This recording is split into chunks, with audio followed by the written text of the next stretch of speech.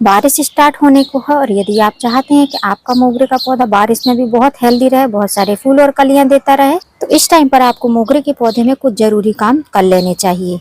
Hello friend, मैं Sabita green garden Gujarat से। मोगरे का पौधा गर्मियों में फूल देने वाला एक ऐसा पौधा है जो कि सुबह भी खुशबू देता है और रात को भी खुशबू देता रहता है। अब जैसे वैरायटी अलग अलग रहती है, वैसे फूलों के साइज भी डिफरेंट डिफरेंट रहते हैं। ये एक ऐसा फ्लावरिंग प्लांट है जो जितनी ही ज्यादा गर्मी पड़ेगी उतना ही हेल्दी रहता है, उतनी ही ज्यादा कलियां बनाता है और फूल खिलाता है। फूल जब खिलकर गिर जाते हैं तो उसके बाद में ये जो इस तरीके की ब्रांचेस रहती है, इनको आपको नहीं रखना चाहिए, इनको आपको टाइम टू टाइम रिमूव करते रहना चाहिए। यदि आप सूखे फूलों को नहीं हटाते हैं तो प्लांट भी बताने लगता है कि इनको आप हटा दीजिए, नीचे से नई ब्रांच निकल रही है। देखिए, नई 2 शूट नई आ रही हैं और ये जो ब्रांच निकल रही है नई, इन्हीं में से फिर से कलियां बनने लगेंगी। पौधा यदि आपका हेल्दी रहता है तो ये ब्रांच बहुत जल्दी जल्दी से निकलती रहती हैं। मोगरे के पौधे को हेल्दी बनाने के लिए आपको कई सारे काम करने चाहिए। जैसे कि यहाँ पर आप देख रहे हैं मिलीबग दिखाई दे रहा है जो कि चल रहा है। तो अगर आपके पौधे में मिलीबग हो गए हैं तो आप नीम ऑयल का स्प्रे करिए। नीम ऑयल का स्प्रे करेंगे तो ये मिलीबग बहुत आसानी से आपके पौधों से चले जाएंगे। या फिर पौधों में आपको पत्तियां थोड़ी सी लेमन कलर की दिखाई दे रही हैं तो इससे आपको पता चलना चाहिए कि पौधे में थोड़ी सी पानी की मात्रा ज्यादा हो रही है या फिर पोषक तत्वों की कमी हो रही है। तो दोनों ही चीजों का अगर आप ध्यान रखेंगे तो आपका मोगरा का पौधा लगातार ब्लूम करता रहेगा, पौधा एकदम हरा भरा बना रहेगा। जैसे कि आप यहाँ पर देख रहे हैं, इस पौधे में एक ब्रांच ऐसी है जिसमें पत्तियां जो है पीली दिखाई दे रही हैं और ब्रांच जो है उसकी नसें हरी हरी दिखाई दे रही हैं पत्तियों की। तो अगर ऐसी कमी हो जाती है तो आपको पानी का मैनेजमेंट अच्छा रखना चाहिए और साथ में अपने पौधे को कुछ पोषक तत्व भी देते रहना चाहिए। अब पौधे में पोषक तत्व डालें उसके पहले आपको कुछ जरूरी काम कर लेने चाहिए। ये ही नहीं है कि पौधे में खाली फर्टिलाइजर डाल दीजिए और पौधा आपका हेल्दी हो जाएगा। मोगरे के पौधे को धूप बहुत पसंद रहती है, जितना ही पौधे को आप धूप में रखेंगे पौधा आपका उतना ही अच्छा हेल्दी कंडीशन में रहेगा। क्योंकि सबसे ज्यादा गमले में लगाने के बाद में जरूरी बात यही रहती है कि जितनी ज्यादा धूप मिलेगी पौधा उतना हेल्दी रह पाएगा, उसकी पत्तियां उतनी ज्यादा प्रकाश संश्लेषण की प्रक्रिया को ग्रहण कर पाएंगी और प्रकाश संश्लेषण मिलता रहेगा तो पौधे की पत्तियां हरी भरी रहेंगी, कलियां भी ढेरों बनती रहेंगी। अब जैसे कि बारिश आने वाली है, कुछ दिन में बारिश आ जाएगी, हफ्ते 10 दिन में, उसके पहले आपको अपने पौधे में एक बार अच्छी तरीके से खाद दे देना है। खाद देने से मतलब है कि इस टाइम पर आपको एक बार सूखी खाद देना है, मतलब सॉलिड फर्टिलाइजर देना है। मेरे पास में मोगरे की 3 वैरायटी हैं, जिसमें एक है स्टार मोगरा, दूसरा है मदन मोगरा और तीसरा है बट मोगरा। बट मोगरा के फ्लावर मैं कैप्चर नहीं कर पाई हूँ क्योंकि धूप बहुत ज्यादा रहती है और सुबह के टाइम में धूप होने के कारण से मैं कैप्चर नहीं कर पाती हूँ। शाम के टाइम में नहीं टाइम मिल पाया और उसके फ्लावर खिलकर जो है सूख गए। नेक्स्ट टाइम जब भी खिलेंगे आपके साथ में वीडियो में साझा करूंगी। अभी मेरे पास में स्टार मोगरा है और मदन मोगरा है। ये दोनों मोगरे के पौधे में आज मैं फर्टिलाइजर देने वाली हूँ। फर्टिलाइजर देने के पहले मिट्टी को थोड़ा सा आपको सूखा ही रखना है, बहुत ज्यादा सूखा नहीं रखना है, इतना सूखा रखना है कि ऊपरी लेयर जो है सूखी होनी चाहिए। उसके बाद में आपको गमले की मिट्टी की गुड़ाई करनी है। आप देख रहे हैं ऊपरी लेयर सूखी है लेकिन नीचे मिट्टी थोड़ी सी नम है, ऐसी मिट्टी होनी चाहिए। अगर आप शाम को पानी डालते हैं तो सुबह के टाइम मिट्टी ऐसी ऊपरी आपको सूखी दिखनी चाहिए थोड़ी सी, और नमी इतनी रहनी चाहिए कि शाम तक ये पौधा आपका अच्छी तरीके से नमी लेता रहे। और शाम होने के बाद में दूसरी जब सुबह आए तो भले ही इसकी मिट्टी सूखी हो जाए, जब मिट्टी सूख जाएगी पूरी तरीके से तो इसकी पत्तियां भी सूखने लगेंगी नीचे की साइड में, इनका फेस नीचे की साइड में होने लगेगा। तो अब पहले दोनों गमलों की मिट्टी की गुड़ाई कर लेती हूँ, फिर मैं आपको दिखाती हूँ। अब गमले की मिट्टी की मैंने गुड़ाई कर ली है। दोनों ही गमले में अलग अलग डिफरेंट टाइप की सॉइल है। एक में हमारी गार्डन सॉइल है जिसमें सैंड और सॉइल का मिक्स है, और दूसरी जो ये है मदन मोगरा का प्लांट, इसमें रेड सॉइल है। तो रेड सॉइल और सैंड मिक्स है। इस तरीके से आप रेड सॉइल में भी पौधे लगा सकते हैं। आप देख सकते हैं पौधा मेरा बहुत अच्छे से चलता है और दो साल होने वाले हैं इसको। 2 साल से पौधा बहुत हेल्दी कंडीशन में चल रहा है। अब हमको इसको सॉलिड खाद देनी है तो उसके लिए हमको ये गमले की मिट्टी को हटाना है। ऊपरी एक लेयर तक हमको ये मिट्टी हटा लेनी है। जिस तरीके से मैं सॉलिड खाद दे रही हूँ, आप देना चाहो तो लिक्विड भी दे सकते हो, लेकिन मैं लिक्विड खाद अधिकतर देती हूँ अपने पौधों में। तो अब मैं सॉलिड खाद दूंगी जिससे कि 15-20 दिन तक मुझे कोई भी प्रकार की खाद नहीं देनी पड़ेगी। और जैसे ही बारिश होगी तो पौधा मेरा बहुत अच्छे से जैसे ही जड़ों तक खाद लेने लगेगा। सॉलिड खाद धीमे धीमे असर करती है और रेनी सीजन में खाद दे पाना बहुत मुश्किल होता है। लिक्विड खाद तो आप दे सकते हैं लेकिन सूखी खाद देना मुश्किल हो जाता है जब लगातार बारिश गिरती है। तो इसलिए अभी मैं इसमें सॉलिड खाद दे रही हूँ। अब इस गमले की देख सकते हैं मिट्टी को मैंने हटा लिया। मिट्टी को हटाने के बाद में इस तरीके से कुछ रूट भी टूटती है जिनको फीडर रूट कहा जाता है। तो जब हम फर्टिलाइजर देंगे तो कुछ ऐसे पोषक तत्व देंगे जिससे कि जो फीडर रूट टूटी हुई हैं ये फिर से अच्छे से डेवलप हो जाएंगी, और ये फीडर रूट ही रहती हैं जिनसे पौधा बहुत अच्छे से भोजन ग्रहण करता है। जो हम फर्टिलाइजर देते हैं सबसे पहले ये फीडर रूट ही पौधे तक पहुंचाती है उनको। अब हम पौधे की कंडीशन को देखेंगे कि हमको अपने पौधे में कौन कौन से पोषक तत्व चाहिए। तो पौधे में नाइट्रोजन, फास्फोरस, पोटेशियम सारे प्रकार के पोषक तत्वों की जरूरत रहती है। तो सबसे पहले इसको हम नाइट्रोजन प्रोवाइड कराएंगे। तो नाइट्रोजन के लिए मैं घरेलू नाइट्रोजन ले रही हूँ। तो उसके लिए मैं यूज कर रही हूँ चाय पत्ती का। चाय पत्ती में बहुत अच्छी मात्रा में नाइट्रोजन रहता है और इसके लिए आपका कोई रुपए भी खर्च नहीं होता है। तो 1 टेबल स्पून भर के मैंने चाय पत्ती ली है। मेरी जो चाय पत्ती है आपको पाउडर फॉर्म में दिखाई दे रही है क्योंकि इसको मैंने ग्राइंडर जार में ग्राइंड करके रखा है। बड़ी टेबल स्पून से भर के 1 टेबल स्पून चाय पत्ती लेंगे तो आपको बड़ी टेबल स्पून से लगभग इस तरीके से चाय पत्ती मिल जाएगी। तो 1 टेबल स्पून चाय पत्ती हम इस तरीके से स्प्रिंकल करेंगे इसमें। अब जैसे मैंने बताया कि मैंने जो फर्टिलाइजर मैं दे रही हूँ आप इनको लिक्विड फॉर्म में भी दे सकते हो। अब चाय पत्ती का पाउडर आप अपने गमले की मिट्टी में देते हैं तो आपको क्या बेनिफिट होते हैं। सबसे पहला बेनिफिट होता है कि आपके पौधे में नाइट्रोजन की कमी दूर होती है, इसमें हरियाली बनी रहती है। दूसरा, इसमें टैनिक एसिड नाम का पदार्थ रहता है जिससे आपके पौधे की पत्तियों में चमक रहती है और पौधा अच्छी तरीके से बढ़वार कर पाता है। अब जो दूसरा फर्टिलाइजर है वो ये देंगे।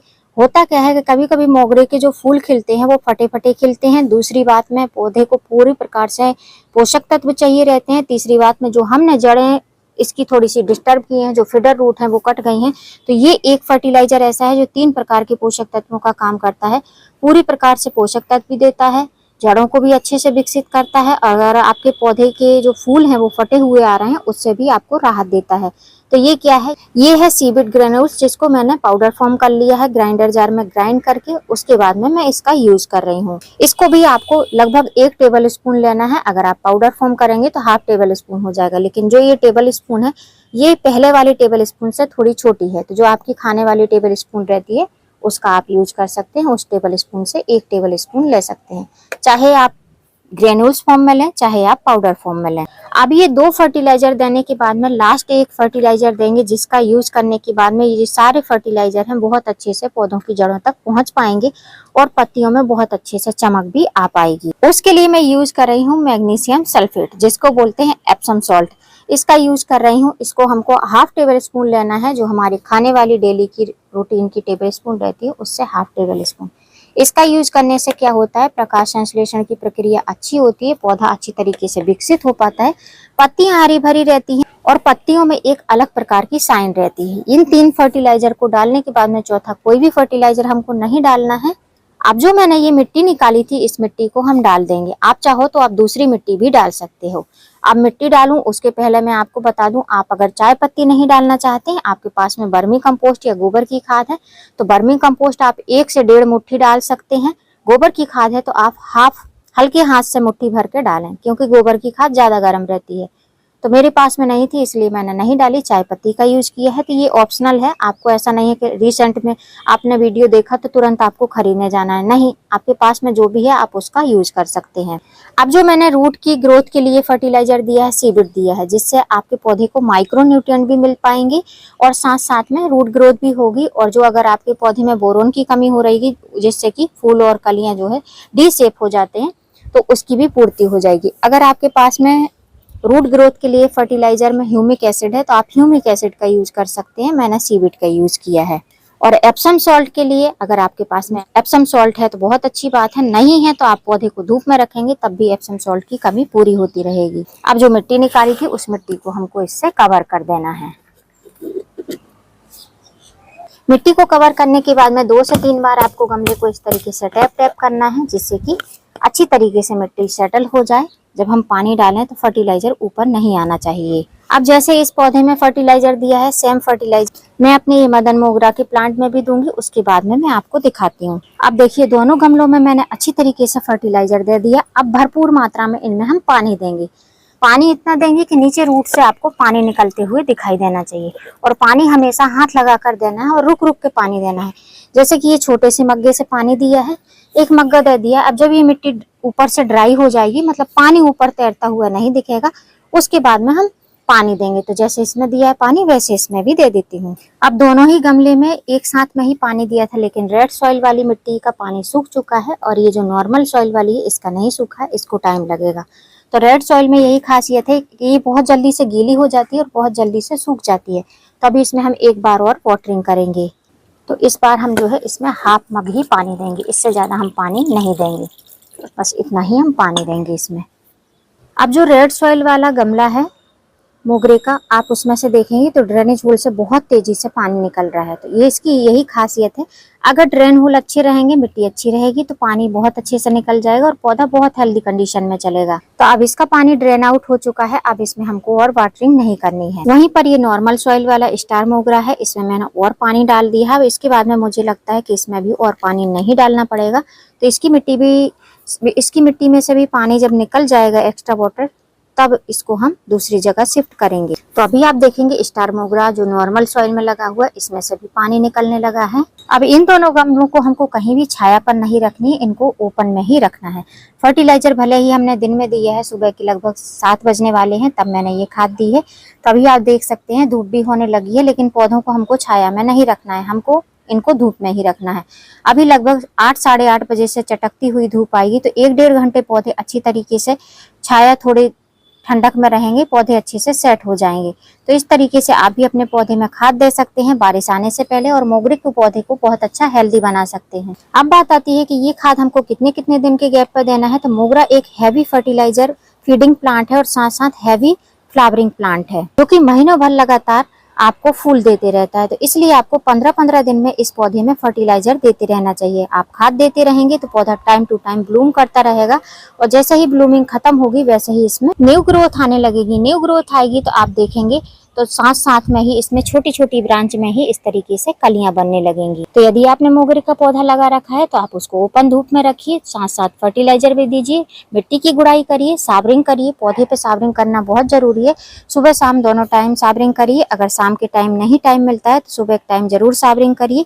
अगर आपके पौधे में पेस्ट अटैक हो रहा है, मिलीबग लग रहे हैं, तो आप जो है उसमें नीम ऑयल का स्प्रे करिए। नीम ऑयल नहीं है तो घरेलू पेस्टिसाइड बनाकर भी आप स्प्रे कर सकते हैं। पेस्टिसाइड का आपको यूज करना है तो आपको शाम के टाइम में यूज करना है, मॉर्निंग टाइम में यूज नहीं करना है, क्योंकि धूप लगेगी तो पेस्टिसाइड नेगेटिव रिजल्ट आपको दे सकते हैं। और यदि इस तरीके से फ्लावर सूख गए हैं तो उनको आपको टाइम टू टाइम हटा देना है। जैसे ही आप इनको हटा देंगे तो जो न्यू ग्रोथ निकलेगी वो बहुत अच्छे से निकलेगी, उस पर कोई बर्डन नहीं पड़ेगा। तो उम्मीद करती हूँ फ्रेंड वीडियो हेल्पफुल रहा होगा। वीडियो यदि अच्छा लगा हो तो वीडियो को लाइक करना, चैनल पे न्यू है तो चैनल को सब्सक्राइब करना बेल आइकन के साथ। फिर मिलूंगी किसी नई वीडियो में नए टॉपिक के साथ, तब तक के लिए हैप्पी गार्डनिंग।